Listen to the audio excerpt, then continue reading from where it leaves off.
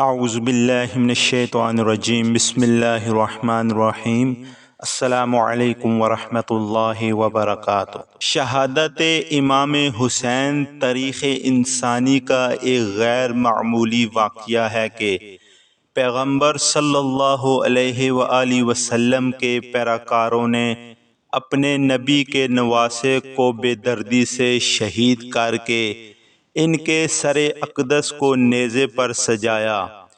یہی نہیں بلکہ خاندان رسول کے شہزادوں اور اصحاب حسین کو بھی اپنے انتقام کا نشانہ بنا کر انہیں شہید کر دیا۔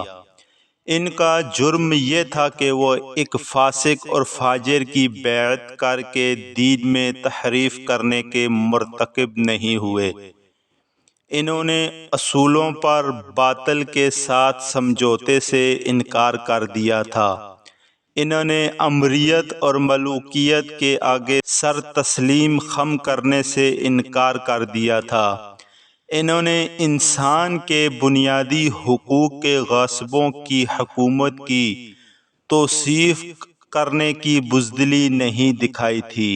حسین ابن علی اور ان کے 72 جانثاروں کے خون سے کربلا کی ریت ہی سرخ نہیں ہوئی، بلکہ اس سرخی نے ہر چیز کو اپنی لپیٹ میں لے لیا۔ محدثین بیان کرتے ہیں کہ نواسۂ رسول صلی اللہ علیہ وآلہ وسلم کی شہادت کے وقت بیت المقدس میں جو پتھر اٹھایا گیا اس کے نیچے سے خون نکلا۔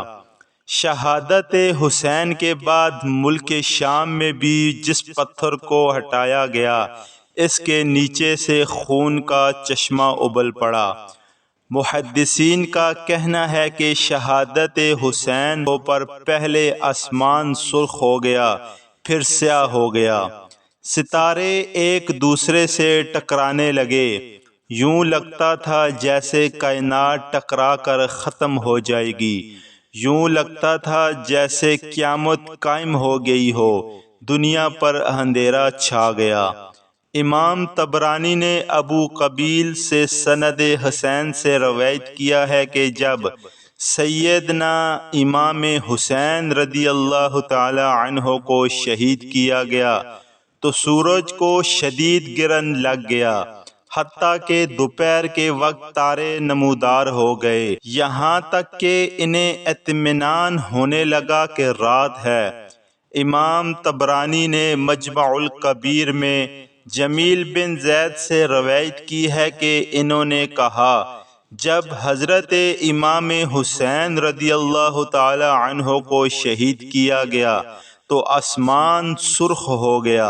عیسیٰ بن حارث سے مروی ہے کہ جب امام حسین رضی اللہ تعالی عنہ کو شہید کر دیا گیا تو ہم 7 دن تک ٹھہرے رہے۔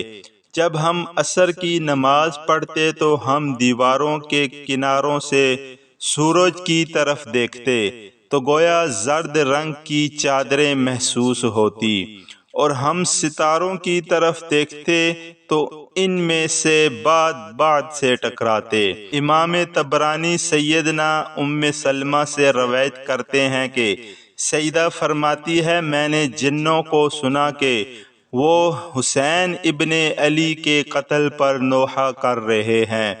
امام طبرانی نے زہری سے روایت کی ہے کہ حضور صلی اللہ علیہ وآلہ وسلم نے فرمایا جب حضرت حسین رضی اللہ تعالی عنہ کو شہید کر دیا گیا تو بیت المقدس کا جو بھی پتھر اٹھایا جائے گا اس کے نیچے تازہ خون پایا جائے گا۔